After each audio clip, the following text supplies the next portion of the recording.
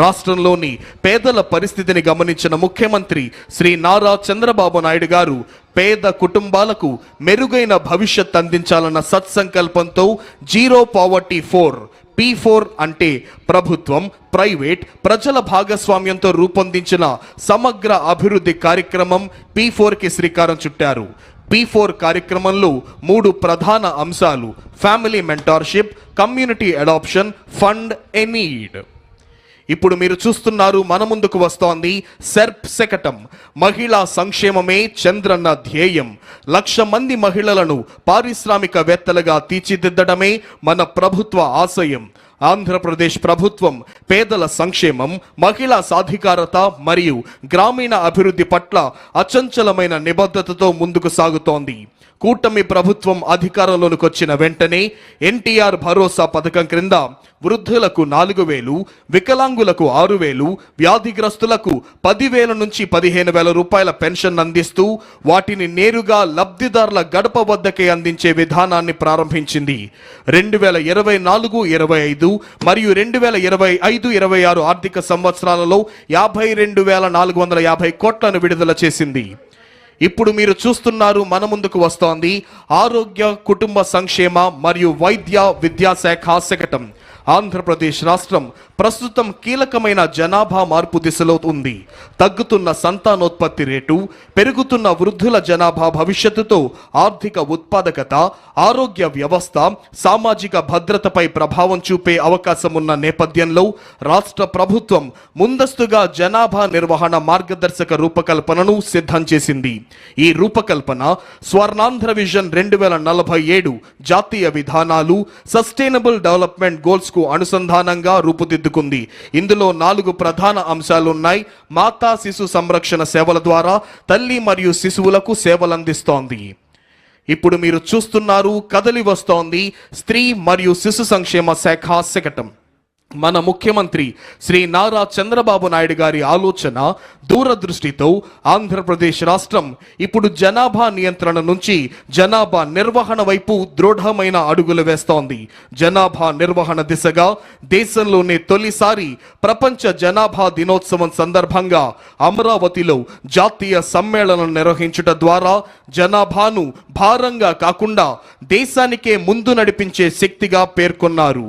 ఈ ఆలోచనకు 5 ముఖ్యమైన మూల స్తంభాలు: సహాయక సంతానోత్పత్తి వ్యవస్థ, ముందస్తు ఆరోగ్య సంరక్షణ, నిరంతర నైపుణ్యాభివృద్ధి, ఉద్యోగ ఉత్పాదకంతో మహిళలకు ప్రోత్సాహం, చురుకైన క్రియాశీల వృద్ధాశ్యం.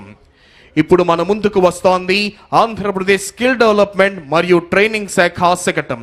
ఆంధ్రప్రదేశ్ ప్రభుత్వం రాష్ట్రాన్ని ఫ్యూచర్ రెడీ ఆంధ్రప్రదేశ్గా తీర్చిదిద్దేందుకు స్కిల్ డెవలప్మెంట్ శాఖ ప్రధాన భూమికను పోషిస్తోంది.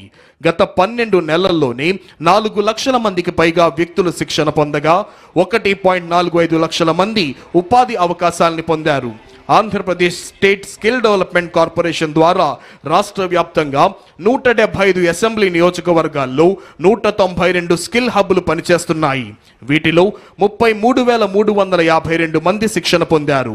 PMKVY 2.0 నుంచి 4.2 పథకం క్రింద 80,898 యువతకు శిక్షణ, 33,715 మందికి ప్లేస్మెంట్స్ అందజేయడం జరిగింది. ఇప్పుడు మన ముందుకు కదలి వస్తోంది మానవ వనరుల అభివృద్ధి శాఖ శకటం. అక్షరంతో పునాది, ఆవిష్కరణలతో భవిష్యత్తు, విద్యా వికాసం, నైపుణ్య ప్రకాశం. ఆంధ్రప్రదేశ్ ప్రభుత్వం విద్యా రంగంలో సమగ్ర మార్పు, ఆధునికత, సమాన అవకాశాల లక్ష్యంతో సరికొత్త డిజిటల్ విద్యా విప్లవాన్ని ప్రారంభించింది. Leap learning excellence in Andhra Pradesh అనే కార్యక్రమం ద్వారా పాఠశాల విద్యలో ప్రాథమిక స్థాయి నుంచే నాణ్యత ప్రమాణాలను పెంచి foundational literacy and numeracy guarantee క్రింద 3వ తరగతి వరకు ప్రతి విద్యార్థి చదవటం, రాయటం, ప్రాథమిక గణిత నైపుణ్యాలు సాధించేందుకు చర్యలను తీసుకుంటోంది గౌరవనీయులైన ముఖ్యమంత్రి గారి నేతృత్వంలో సమర్థమైన రాష్ట్ర ప్రభుత్వం. అదిగో ఇప్పుడు మన ముందుకు కదిలి వస్తోంది పరిశ్రమల శాఖ శకటం. పెట్టుబడుల ద్వారా ఉపాధి. పెట్టుబడులు ఉపాధి ఆవిష్కరణ అనే త్రివేణి సూత్రంతో పారిశ్రామిక రంగంలో విప్లవాత్మక మార్పులకు నాంది పలుకుతోంది కూటమి ప్రభుత్వం. గౌరవ ముఖ్యమంత్రి శ్రీ నారా చంద్రబాబు నాయుడు గారి నాయకత్వంలో రాష్ట్ర ఆర్థికాభివృద్ధి, ఉపాధి సృష్టి, పెట్టుబడుల ప్రోత్సాహమే లక్ష్యంగా పెట్టుబడుల ద్వారా ఉపాధి అనే సూత్రాన్ని ప్రధాన విధానంగా తీసుకొని మన ముందుకు సాగుతోంది కూటమి ప్రభుత్వం. 10 సూత్రాలలో ఒకటిగా పెట్టుబడుల ద్వారా ఉపాధిని సృష్టించే విధానంగా ఈ శకటం రూపుదిద్దుకుంటోంది. అదిగో ఇప్పుడు మన ముందుకు అంగరంగ వైభవంగా కదిలి వస్తోంది ఆంధ్రప్రదేశ్ పర్యాటక శాఖ శకటం.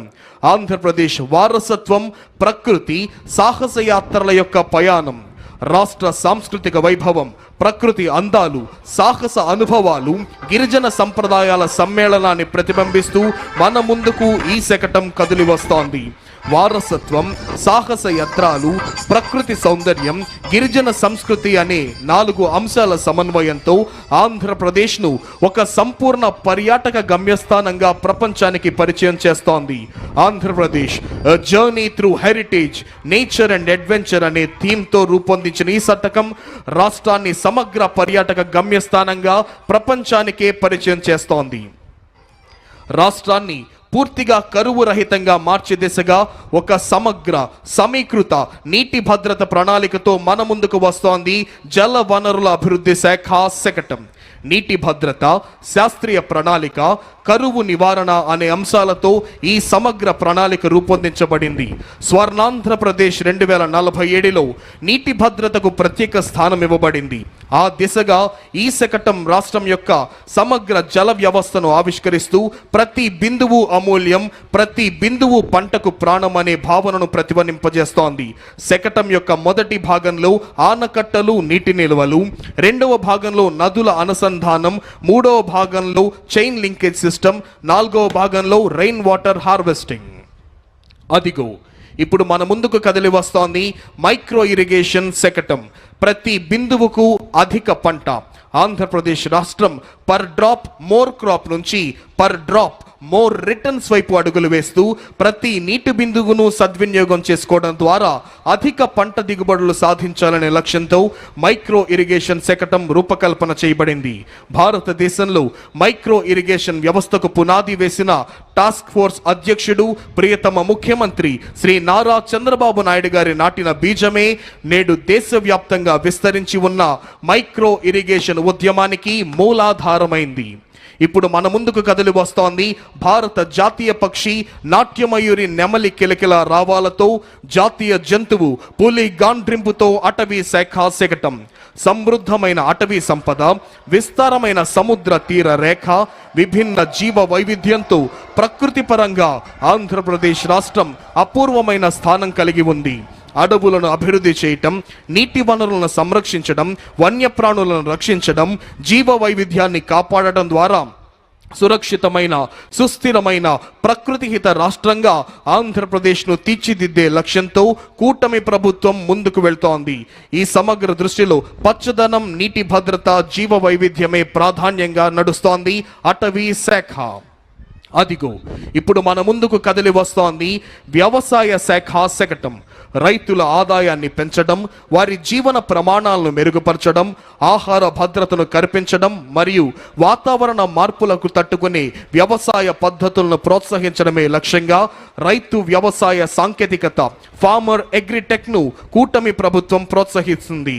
వికసిత్ భారత్ 2047 దార్శనికతకు అనుగుణంగా ఆంధ్రప్రదేశ్ ప్రభుత్వం రూపొందించిన స్వర్ణాంధ్ర 2047 దీర్ఘకాలిక ప్రణాళిక రాష్ట్రాన్ని సంపన్నమైన, సమగ్రతతో కూడిన, పురోగతించిన రాష్ట్రంగా తీర్చిదిద్దడమే లక్ష్యంగా పెట్టుకోవడం జరిగింది.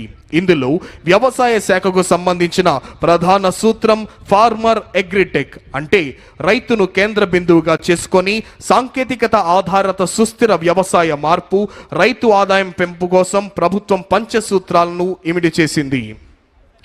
ఇప్పుడు మన ముందుకు కదిలి వస్తోంది ఆంధ్రప్రదేశ్ యొక్క మత్స్య శాఖ శకటం. Aqua hub of India, blue revolution వైపు మన ఆంధ్రప్రదేశ్ ప్రయాణం. కూటమి ప్రభుత్వం చేపట్టిన సుస్థిర మత్స్య పద్ధతులు, సముద్ర సంరక్షణ చర్యలు, ఆవిష్కరణాత్మక ఆక్వా వ్యవస్థలతో ఆంధ్రప్రదేశ్ భారతదేశానికే ఆదర్శంగా నిలుస్తోంది. ఆంధ్రప్రదేశ్ రాష్ట్రం దేశంలోనే ప్రముఖమైన ఆక్వా క్యాపిటల్ ఆఫ్ ఇండియా, మత్స్య సంపదలో అగ్రగామిగా రాష్ట్రంగా ఎదిగి భారతదేశంలో బ్లూ రెవల్యూషన్ కి మార్గదర్శకంగా నిలిచింది. రాష్ట్రంలో చేపల పెంపకం, సముద్ర జీవన సంరక్షణ వంటి కార్యక్రమాలను ఈ శకటం మనకు చూపిస్తోంది.